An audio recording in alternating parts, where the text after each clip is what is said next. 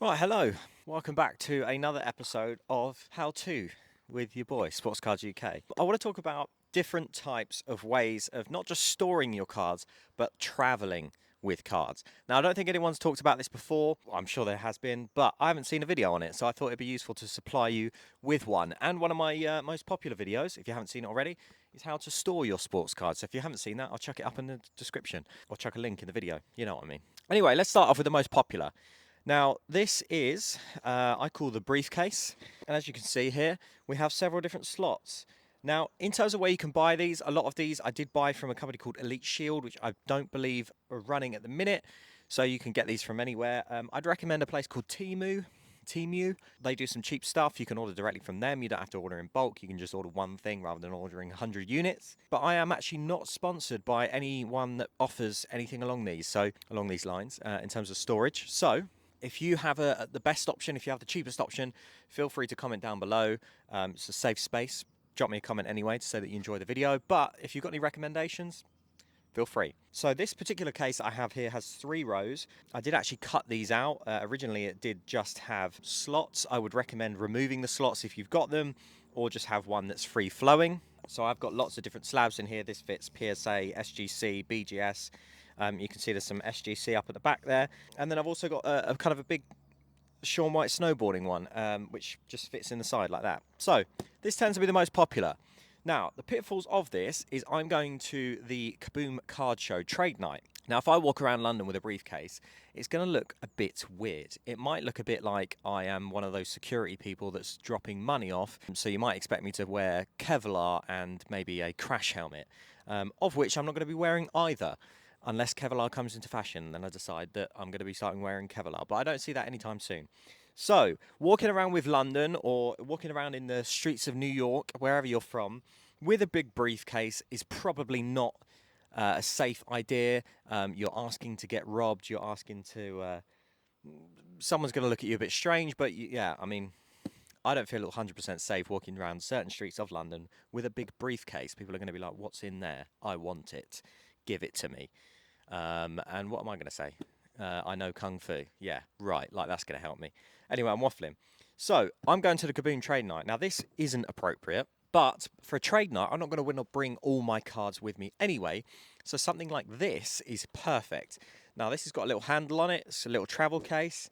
And it has zips. And as you can see, if I show you here, that is fitting my slabs in nice and securely. Now, this particular one, there may be a cheaper option. I'll link it down below. It did cost me quite a lot of money. I couldn't find one anywhere else. This was about £30 on Amazon, which for me, I think, although it's practical, is a bit expensive for what you're seeing here. But it does hold at least, we're talking 30, 40 slabs in here. So very, very useful. You can chuck that in a normal backpack. You can chuck that in a tote bag if you want. And you're not walking around with a big briefcase asking to get robbed.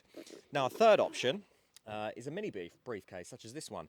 Now, this is actually a camera case. This one I did actually buy from Pelican, which is quite an expensive brand. It's a high-end sort of brand. And this actually has a pressure gauge thing at the front here, which locks the air inside. Now, supposedly this is to prevent air bubbles in your PSA slabs. I'm sure there is some truth to that, but if you've got some old slabs, you might want to use something like this. In here, I'm storing some George Best PC cards, some older stuff. This is 1964. We've got 1967, 1976. So these are sort of the older ones that I keep in here. And I've actually cut my own hole in there that you can see, which perfectly stores the slabs. So that's something that I would recommend. Maybe press the slab down, draw an outline, and then cut straight into it. Now, your third and final option. Now, you may have seen me with one of these in at card shows. I think this is particularly great. Again, this is Elite Shield. I know Zion cases do one of these, so maybe have a look at those. If you guys in the UK, if you've got US shipping addresses, maybe get one of these sent to you. But this is a backpack which has actually a case in it. So this is, again, something that I would take to a trade night. It's fairly inconspicuous. It just looks like a normal backpack. But as you can see, the majority of the backpack does actually have this, what we call this case in it. And then within this case, very similar as to what we've already seen, I can open this up. And then you can see in here, I have kind of a horizontal row there of slabs, and some singles in there as well. So depending on where you're going, obviously each of these will all suffice, for they've all got different roles. They're all perfect for certain situations. A briefcase like this is probably the most useful for running around a sports card show with. However, if you're looking at tables and you're picking things out, you're going to have to put the briefcase on the floor. So I think probably one of the most practical is one of these if you're looking to take multiple slabs, a number of slabs. If you only need a few, or if you've just got some singles, one of these bad boys will do perfectly. And then if you want to go a little bit more expensive and you want to kind of lock stuff away, put it in storage, then one of these is what I recommend. This goes in storage for me anyway. So there we are. I hope this video has been helpful to you. If you have any other recommendations, anything that you haven't seen in this video, by all means do let me know. It'd be nice to hear your thoughts and opinions, and also if you've got any recommendations for cheap versions of what we're looking at here, but good quality cheap versions, feel free to recommend them down in the comments below. I hope you have enjoyed this video. I'm outside. It's looking nice and sunny today. Hopefully it hasn't been too noisy. But there we are, something a little bit different. I'm very excited to be at the Kaboom Trade Night this weekend. Today is Thursday. I'm on my lunch break from work. And yeah, Saturday, I've barely been able to sleep. I'm so excited about going to this trade night on Saturday because I've got a few plans of things that I want to do in London prior to the trade night because it doesn't start till 3. So I'm going to get plenty of good footage. I'm looking forward to it. Looking forward to seeing everyone there.